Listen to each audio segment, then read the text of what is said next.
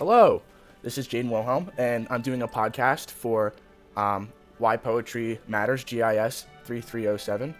Um, and today I'm joined by Pavan, one of my dear friends. And before I do start this podcast, I would like to read a poem that I found on the internet and that I quite like.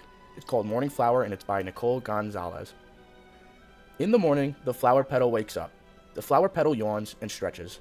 The flower petal goes to sleep at night, closes its eyes tight. And this was translated from Dying by the author in the poetry book of March 2025. I picked this poem specifically because it's spring right now, and it's all good weather and good vibes, and a lot of flowers are blooming, and that just makes me very happy. Today was a particularly very nice day. I think it was about 80 degrees out, very sunny, and I just love that kind of weather. But let's get more into the podcast and more about who I'm podcasting, Pavan. Pavan, could you tell me your full name, because I do have a hard time pronouncing your last name. Oh, no, that's fine. I come from Malaysia, and my parents are Indian, so it's a difficult last name to pronounce. So my first name is Pavan. My last name is Thilagaraj. Thilagaraj. Yes, Thilagaraj. Yeah, Thilagaraj. That's it. So I've always told people that it's like a garage, Thilagaraj. But just for everyone else that's listening as well. Hi, my name is Pavan Thilagaraj. I am Dr.'s friend. I've been helping him a lot with just things in general, and he's a really good friend of mine. Now, I will clarify, he just called me Zups, but my name is obviously Jane. That's just what he calls me by, because we talk over the internet, and that's my name on the internet. You can call me Zups or Jane. I don't really care. I'm just clarifying for who's listening. All right. Yes. Okay. So with the poem that you mentioned as well, I really like that poem. I think that a lot of I think that nowadays especially poetry that's very simple is really important. A lot of the younger generation, have you seen the way that they scroll through videos on TikTok and so on so quickly? It's like their attention span is really short. Having something that's really short to be able to be understood more easily is still a very effective technique. I think just the idea that nature itself begins very easily in the daytime, and then basically succumbs to sleep at nighttime. That's something that every creature, every person on the planet can relate to. That's true. Yeah, that's true. It's very serene. Yeah, I agree. I also, it's funny, you mentioned that, talking about things going fast and stuff. It's a very common practice we've done in my class, and probably a pretty common practice in the poetry community in general, where you don't just read a poem once, you actually reread it multiple times. And if we did have the time to do that, I totally would like to, but for brevity's sake, I'm not going to read every poem we read multiple times. But if you really do want to connect with a poem, it's great practice to read it multiple times and really just sit with it. Yeah. So Pavan, what do you do for work? So I am a college lecturer in London. I teach mathematics and physics. I can also teach biology and chemistry, but my specialism is in math and physics. I'll try to be brief with my answers, but yeah, if you do have any further questions, just ask. Yeah, okay, so I guess obviously my question is going to be less pertaining to math and science, but we will touch on the connection between poetry, math, and science later. But right now, I'm just asking general questions about you and your connection with poetry. So, but first, I wanted to ask is teaching math and science, is that something you've always wanted to do? I feel like it's more like I also realized it's what I wanted to do once I was in university. My parents always wanted me to be a doctor. I fought against services, and I became a teacher because that was my passion. I like learning, and therefore I also like teaching people. So it's like my second favorite thing in the world. My first favorite thing being learning, and I'm curious about many things, including poetry. But my main passion is science and whatnot. Yeah. But still, I love learning about anything, and that's the reason why I'm a teacher. Awesome. I honestly think teaching is just as noble as being a doctor, really. I mean, who taught all those doctors? That's something that they say in India, actually, where I come from, or where I studied for a while. They do say that, there's a saying that's quoted as Mata Pita Guru Deva. And what that basically says is, first you respect your mom, then the second person down the list is your dad you should respect. Third person that list you should respect is your teacher, and after that you should respect your God. So this is what people in Hinduism believe in. That's awesome. So I'm glad you guys have have a lot of respect for teachers and stuff like that. Really it's not as common here in America, unfortunately, but I'm hoping that will continue to improve. Like teachers and lecturers, they do deserve a lot of respect for what they do. I mean, maybe I'm not allowed to say that because I'm a lecturer myself now. But. Yeah, you might be biased, but Yeah. Okay. So I guess we're gonna move on to more poetry related. But what do you know when you started to first learn about poetry in your life? I learned about I suppose the earliest memory, or formerly the earliest memory that I have of poetry was when I was doing my GCSEs. That was basically when I was in so the equivalent to GCSEs would be the second year of high school in America. right? I don't know what it's called, but the first and second year of high school in America, that was in English language. That was when I had learned about poetry. Okay, And interesting. it was a very brief introduction to You poetry. guys, that seems pretty late. Personally, here we start learning about poetry and I guess creative writing in general very early into our education.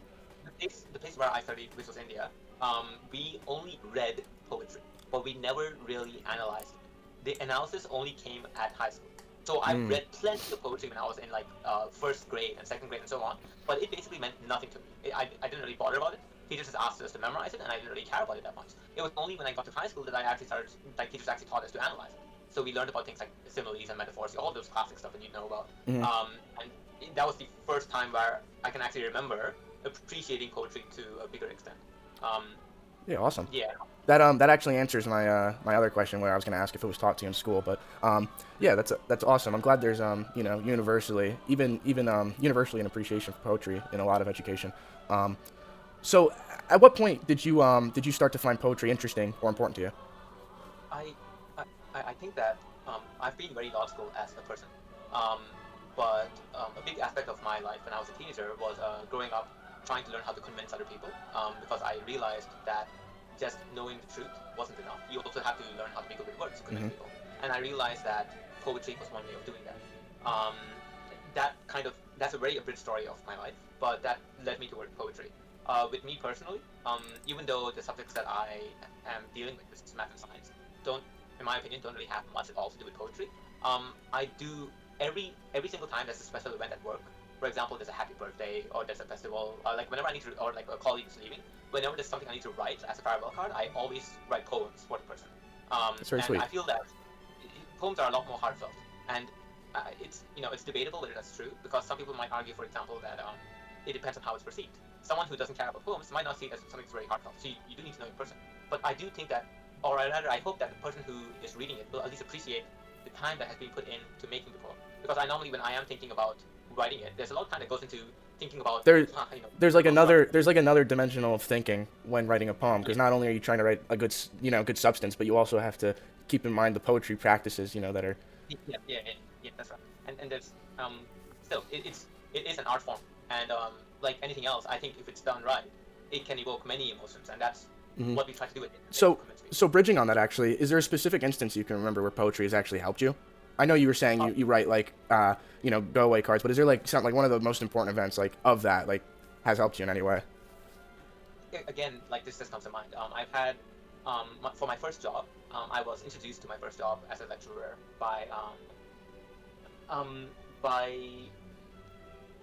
well, I guess you could say I was introduced to my first job by a very by a family friend, and eventually that family friend had to leave the job, and I wrote them a poem when they had left the job.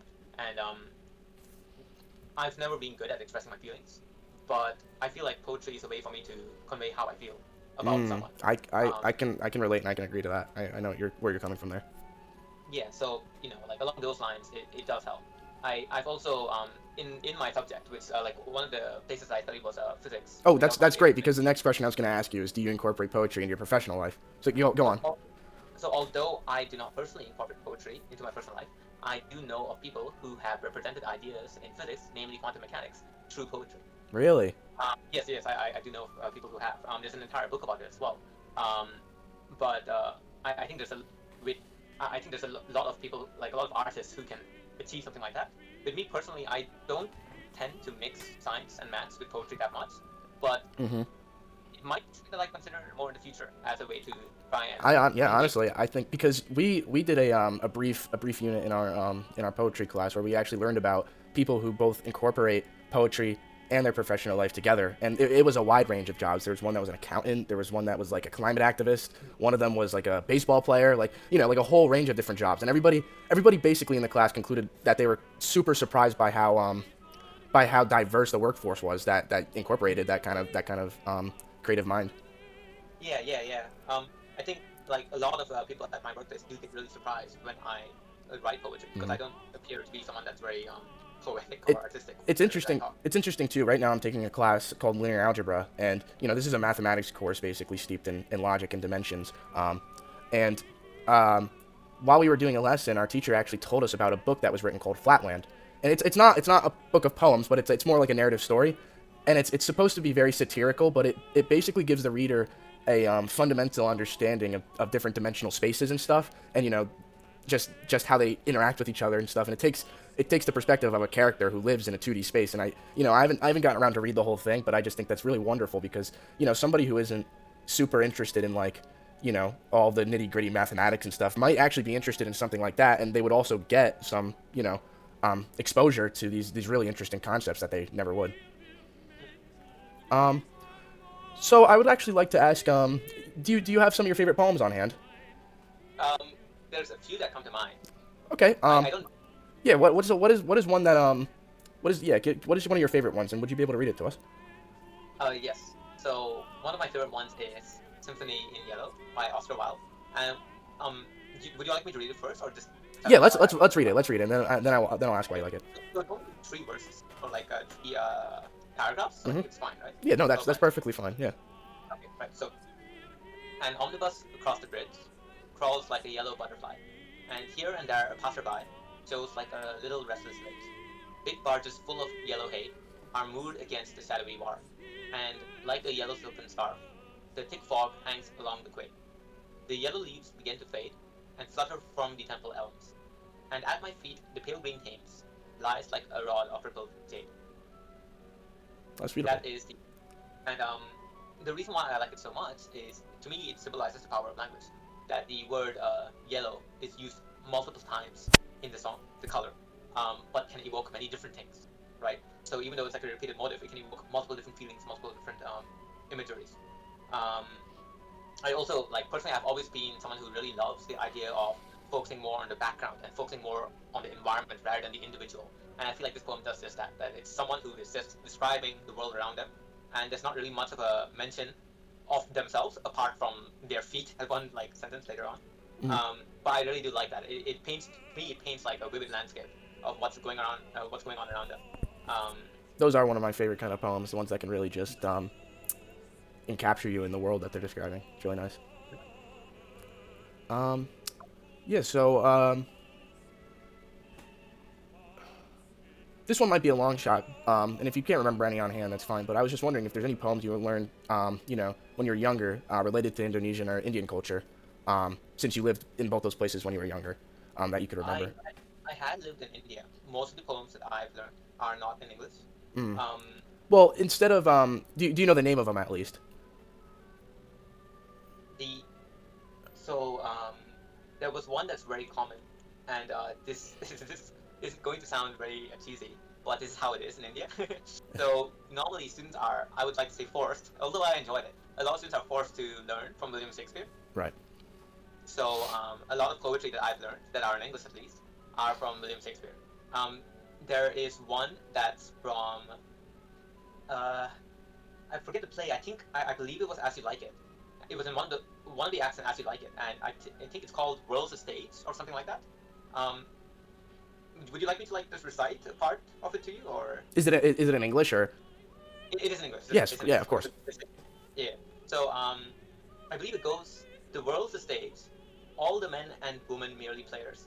They have their exits and their entrances, and one man in his time plays many parts. His act being 7 stages: at first the infant, mewling and puking in the nurse's arms, then the whining schoolboy with his satchel and shining morning face creeping like snail, unwillingly to school, and then the lover, sighing like a furnace with a woeful ballad made to his mistress's eyebrow, then a soldier full of strange oaths and bearded like the tart. Jealous in honor, sudden and quick in quarrel, seeking the bubble reputation, even in the cannon's mouth, and then the justice, in fair round belly with good cap and line.